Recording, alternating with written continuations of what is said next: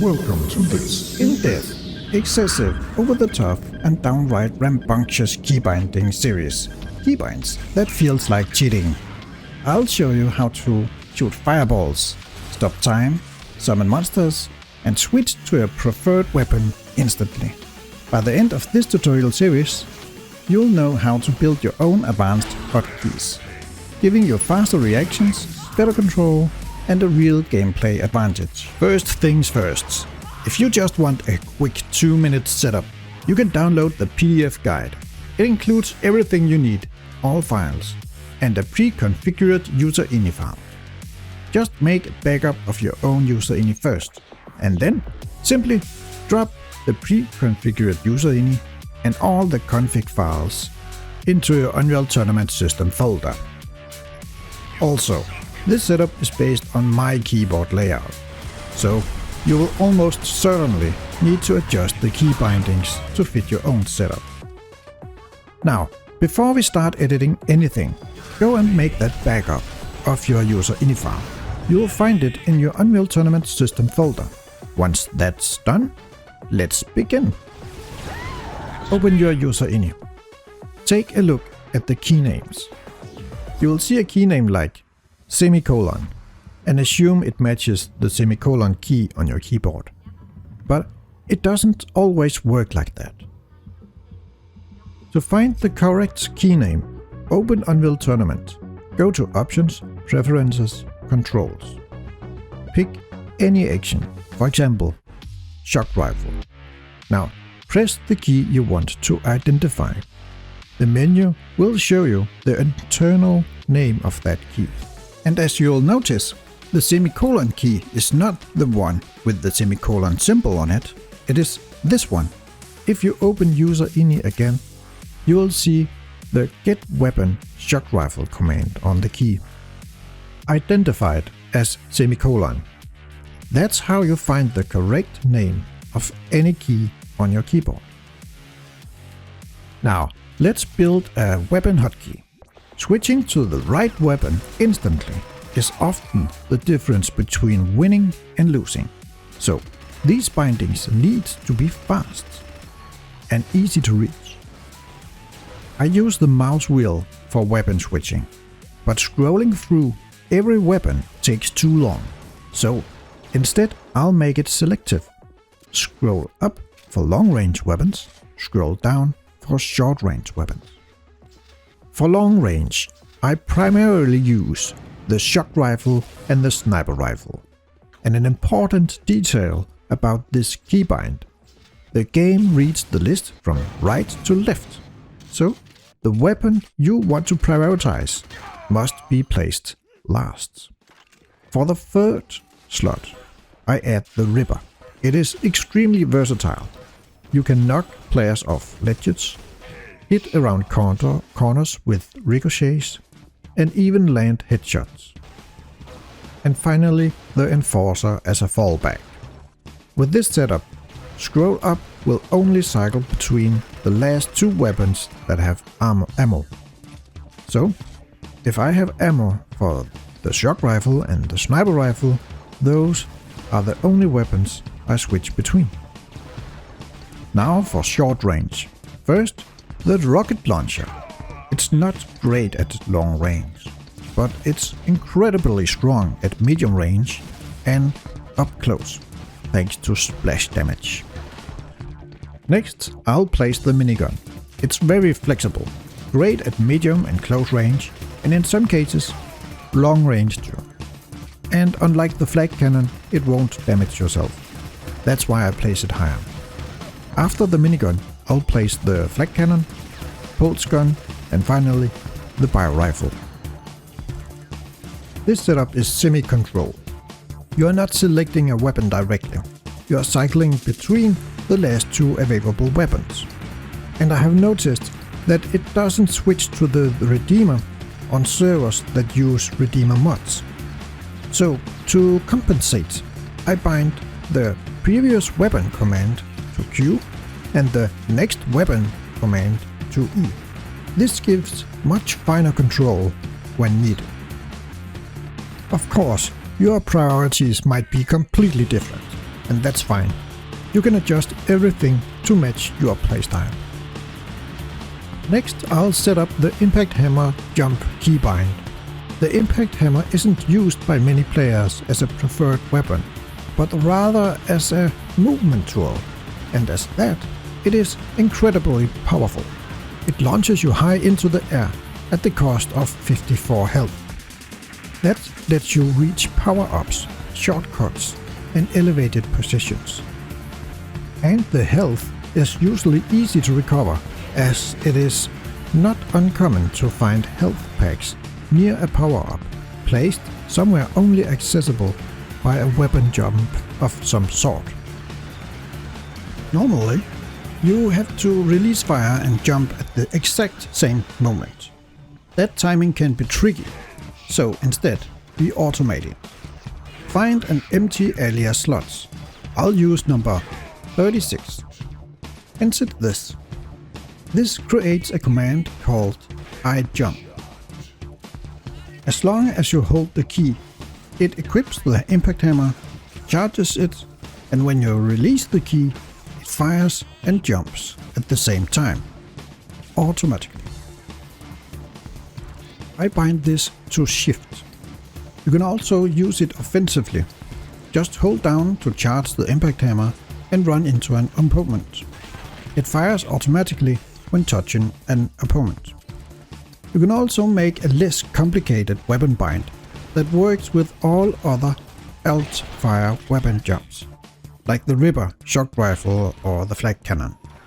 This bind is not in the guide, but it's quite convenient to have.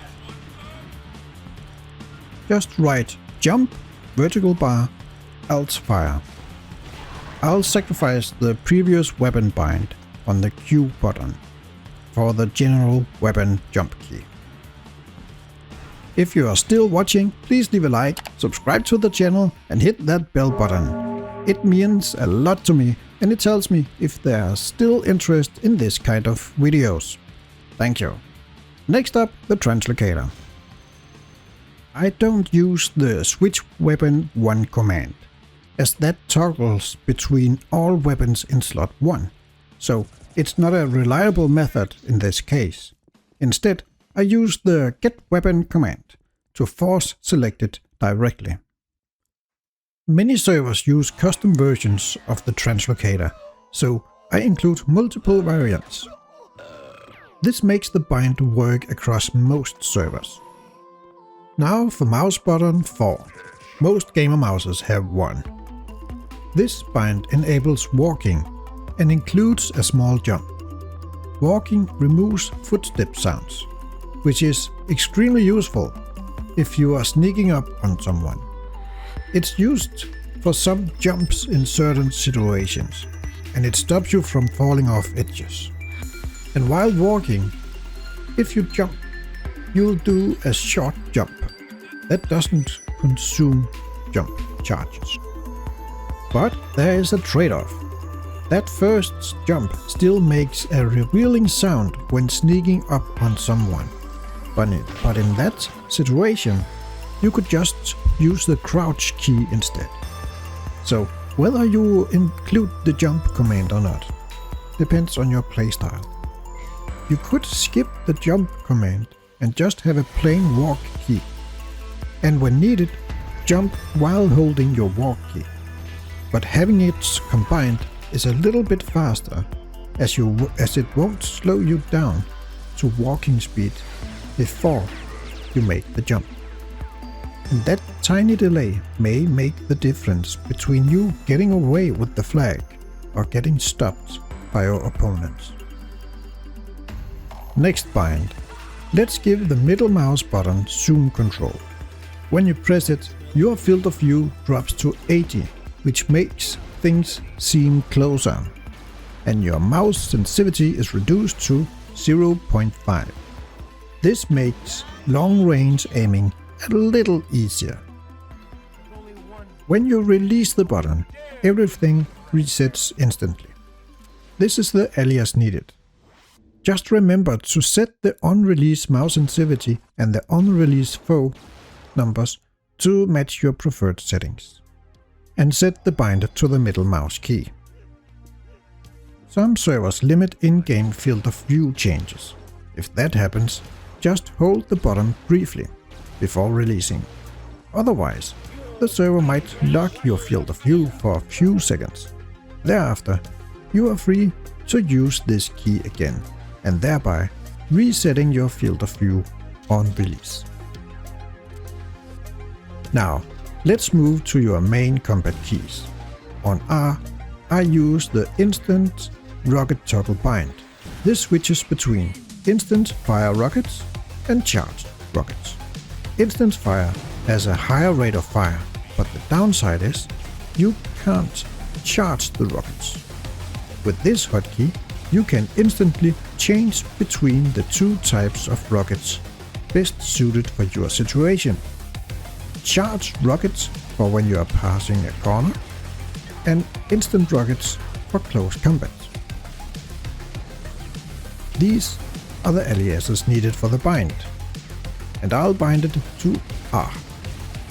This rocket bind lets you adapt instantly, and while being on the instant theme, let's make an instant hook bind. It's gonna look like this. Some servers play with a grappling hook instead of a translocator.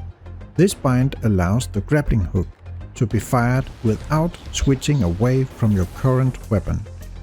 Normally, using a grappling hook requires selecting the hook as a weapon first, just like the translocator. In fast gameplay situations, this can take too long, especially when falling or trying to escape danger. A practical tip is, if you are falling from a great height, firing the hook towards the ground can pull your character downward quickly and negate all fall damage. Now, let's make a bind for throw weapon. This is useful for sharing weapons in team-based game types, like when your flag carrier is in a really good hiding place but doesn't have any good loadout. Or if you are low on ammo, you can throw your weapon and pick up the same type of weapon to refresh your ammo.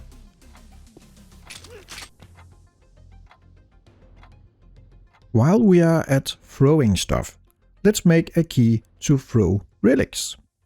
It's going to look like this.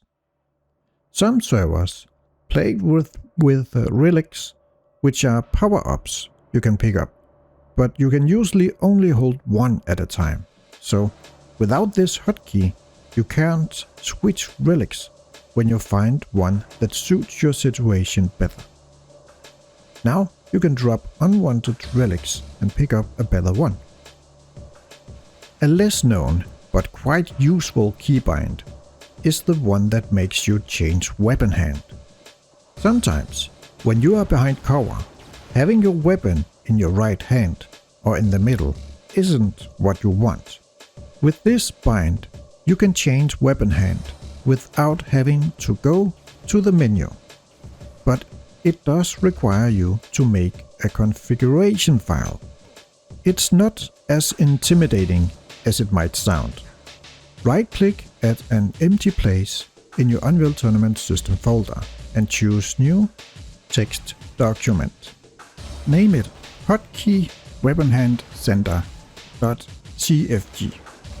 Now, it's no longer a .txt file, but a .cfg file.